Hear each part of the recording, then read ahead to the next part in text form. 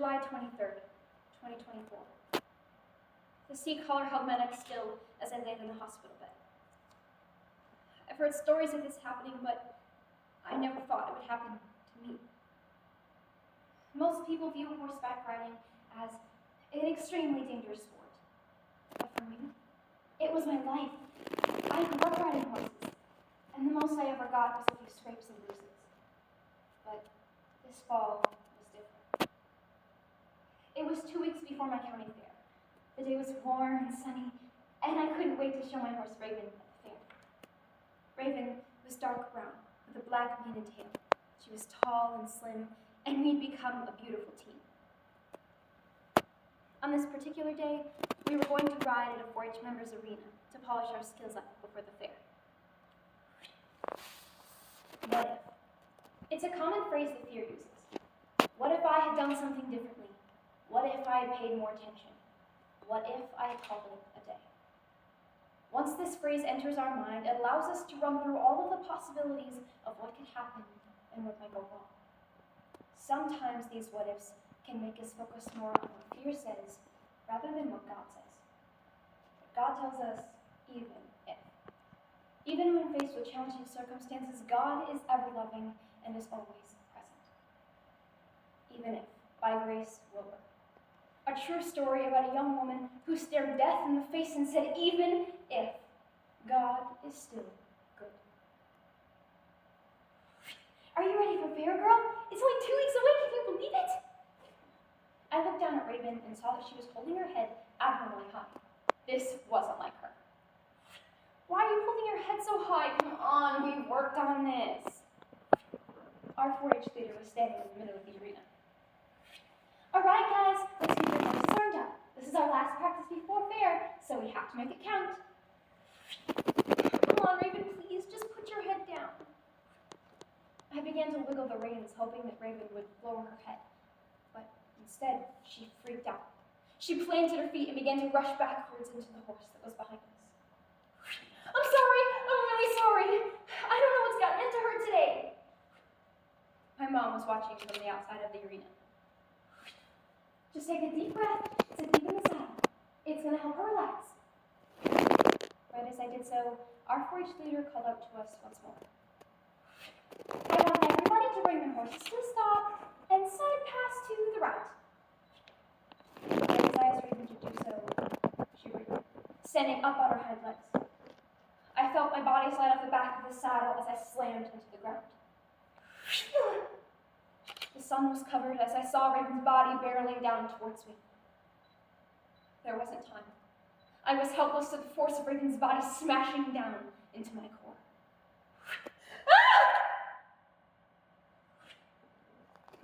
I've heard of people getting crushed by horses. It was my worst fear. I heard of one girl getting crushed, and the saddle stabbed a hole in her chest. She died before the ambulance could reach her. I heard of one rider getting crushed, and their pelvis was shattered. When a person gets landed on, their bones are trying not to collapse when 1,300 pounds of bone and muscle are slammed on top of them. At that moment, dozens and dozens of scenarios are running through my mind, but one pulled out on top. Is this the day that I die? Oh my gosh! We have to get Raven away from her! In an instant, it felt like over 1,000 pounds had crushed my body. We have to get her out! Pull! By the time I registered what was happening, it was too late. No! Raven fell a second time, directly on my left leg, which was now stretched across my body. My 4-H leader was over me, and I had never seen her more scared. You're gonna be all right. Call 911. Mama, hold her head. You're gonna be okay. Just take a deep breath. They can't breathe. They can't breathe. I can't breathe. They can't breathe. Just try. In through your nose, out through your mouth. Just try and take a deep breath. Mom, Mom, Mom, I can't feel my leg. Mom, I can't feel my leg. I can't feel my leg. I can't feel my leg. Just take a deep breath. In through your nose, out through your mouth. You're gonna be all right. Just take a deep breath. My 4-H leader held my hand as she told me over and over again to take a deep breath. I heard sirens in the background, and I prayed to God that this wouldn't be the last memory that my friends would have of me. all through and kept his word came flooding back into my mind. Lord, I trust you. I trust you. I trust you. I trust you. I trust you. Those words flooded out of my mouth as the EMTs surrendered me. The amount of fear, it was overwhelming. Every movement my body made felt like it was being torn apart, limb from limb, muscle from muscle. I tried hard to hold strong, but deep down, I knew the devil had his hold on my mind. When we finally made it to the ambulance, the EMT began to prep my arm for the IV. But no matter how hard I tried, I couldn't relax enough to allow the needle to enter my skin. My mom began to pray aloud, and I closed my eyes to follow her every word. Lord, let us know that you are with us, and hold my daughter in your arms. And please, please let her be okay. Amen. Amen. I opened my eyes. And there he was. Was I hallucinating? No. It really was Jesus. He was sitting next to me, and his hands were on me. You are going to be all right. I feel your pain too. His figure left, but his presence didn't. After multiple tries, I finally relaxed enough to allow the needle to enter my skin. And I knew in that moment I was going to be all right. By the time we made it to the hospital, the fear, it was gone. The thoughts of death vanished. Making our way down the hall to the X-ray rooms, my mom walked alongside the right side of the stretcher. I looked to my left, and Jesus was there, his right hand on the stretcher, walking alongside me. Laying there, waiting for the nurse to come back, I felt at peace.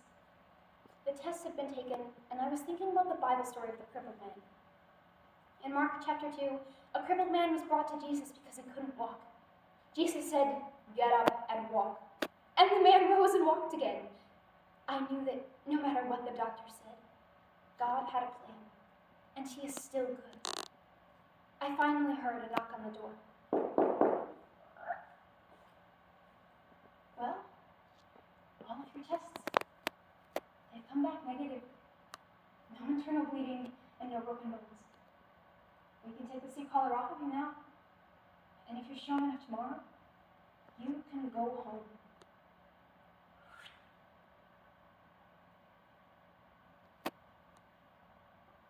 We all have those moments where everything seems to be going wrong. When no matter how hard we try, we can't see the end of a tunnel. I was that someone when I found myself in my worst nightmare, crushed by a horse and staring death in the face. But all the while, God was telling me, even if your leg is broken, I still love you. Even if all you feel is fear, I am still with you. Psalm 34:20 says, quote, "He is your bodyguard, shielding every bone. Not even a finger gets broken." Even though all of the odds were against me, God was there. And I walked out of the hospital the next day with only a sprained hip. 10 days later, I was walking freely on my birthday, thanking God for every single step. God is working, and he is moving.